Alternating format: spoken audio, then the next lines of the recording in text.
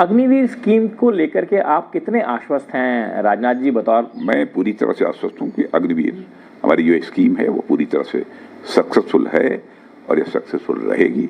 जब सीमा की सुरक्षा के लिए जब आवश्यकता जब भी हो तो हम उनको समाज से भी उठाकर जो है सीमा पर उनको तैनात कर सकें, हम उनकी सेवाएं प्राप्त कर सकें।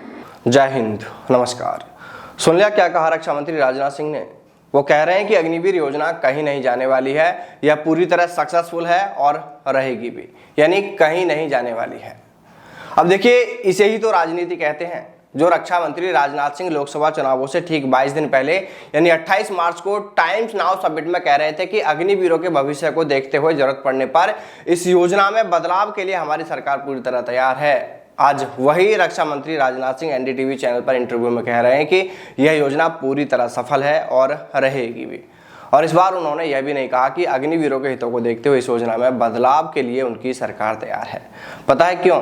क्योंकि भाई अब तो चुनाव लगभग हो लिए हैं। 7 चरणों में वोटिंग होनी है, 6 चरणों की वोटिंग हो गई है, आखिरी चरण की वोटिंग है वो 1 जून को हो ही जाएगी। तो अब उन्हें या उनकी पार्टी को भाई किस बात का डर होगा? बट डर तो चुनावों से पहले था कि कहीं अग्निवीर योजना से नाराज युवा और जनता इस बार चुनावों में उन्हें ज़्यादा नुकसान ना पहुंचा दे। इसलिए उन्होंने चुनावों से ठीक पहले कह ही दिया था कि हमारी सरकार युवाओं के साथ में, विशेषकर अग्निवीरों के भविष्य के साथ तो किसी भी हाल में खिलवाड़ नहीं होने देगी, गलत नहीं होने देगी। और अगर जरूरत पड़ी तो हमारी सरकार अग्निवीरों के हितों में इस योजना में बदलाव के लिए भी तैयार है। देखिए, राजनाथ सिंह के इस बयान को देखते हुए अब ऐसा लग रहा है कि शायद सरकार अग्निपथ योजना को वापस तो शायद ना ले, लेकिन हाँ, जहां तक बात बदलावों की हो रही है तो इसमें बदलाव तो हर हाल में करने ही पड़ेंगे। देखिए, आज बड़ा अफसोस होता है यह सब देखकर कि आज हमारा मीडिया भी सरकार से वही सवाल पूछता है जो सवाल पहले से तय कर लिए जाते हैं। इन चुनावों में भाजपा के कई बड़े नेता, जिसमें देश के प्रधानमंत्री मोदी जी, केंद्रीय गृह मंत्री अमित शाह जी, रक्षा मंत्री राजनाथ सिंह और भी कई बड़े नेताओं के बड़े बड़े मीडिया संस्थानों ने अपने चैनल पर इंटरव्यू लिए, लेकिन किसी ने भी वो सवाल नहीं किए जो सवाल इनसे असल में किए जाने थे। कहीं पर सरकार का खुद ही महिमा मंडन किया गया। जो काम भाजपा को विपक्ष पर पलटवार करके करना होता था वो काम भी हमारे कई चैनल करते नजर आए। किसी ने भी यह सवाल नहीं किया कि रक्षा मंत्री जी, एक परमानेंट सैनिक अगर वीर गति को प्राप्त हो जाता है तो उसे शहीद माना जाता है और उसके परिवार को पेंशन दी जाती है और अन्य वो तमाम लाभ दिए जाते हैं जो एक सैनिक को मिलते हैं। लेकिन अगर हमारा अग्निवीर वीर गति को प्राप्त हो जाए तो उसके परिवार को पेंशन क्यों नहीं, वो सभी अन्य लाभ क्यों नहीं दिए जा रहे अग्निवीर के वीरगति को प्राप्त होने पर जो एक परमानेंट सैनिक के परिवार को दिए जाते हैं?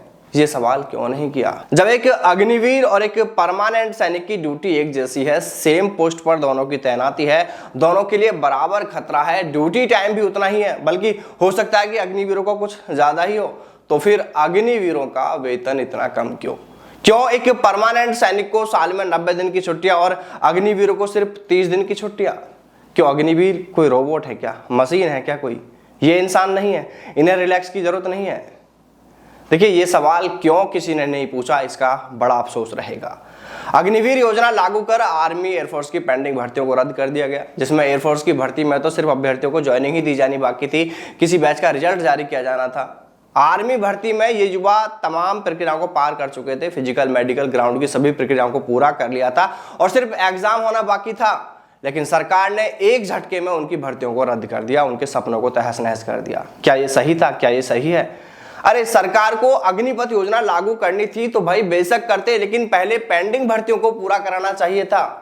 क्यों किसी मीडिया चैनल ने सरकार से ये सवाल नहीं पूछा? अरे, सवाल तो बस अब क्या ही बोला जाए, बस ठीक है, अब ज्यादा बोलूंगा तो फिर वो ठीक नहीं रहेगा। और देखिए, बस मेरा इतना ही कहना है कि सरकार के अच्छे कामों को दिखाओ, बिल्कुल दिखाओ और दिखाना चाहिए यार। अच्छे काम सबके सामने आने चाहिए, आप करते हो वो अच्छी बात है और उसका क्रेडिट अगर किसी को जाता है तो उसे वो क्रेडिट भी मिलना चाहिए। लेकिन जनाब, दूसरी ओर उस सरकार की जो गलतियां हैं, जो खामियां हैं, उस पर भी तो हमें बोलना चाहिए, सरकार से सवाल करना चाहिए। देखिए, अब तो इस मामले में अगर आगे कोई अपडेट होगी, कोई बदलाव की बात सामने आएगी तो वो तो फिर अब 4 जून के बाद चुनावों के जो परिणाम आएंगे उसके आधार पर ही कुछ होगा, उसके बाद ही इसको लेकर कोई जानकारी मिलेगी, सरकार किसकी बनेगी, तब कुछ इसमें आगे का अपडेट देखने को मिलेगा। देखिए दोस्तों, आप चाहे कांग्रेस का समर्थन करते हो या फिर आप भाजपा का समर्थन करते हो, लेकिन हमने यहाँ इस वीडियो में जो सवाल खड़े किए हैं उन्हें किसी भी राजनीतिक पार्टी से आपको अलग हटकर देखना होगा।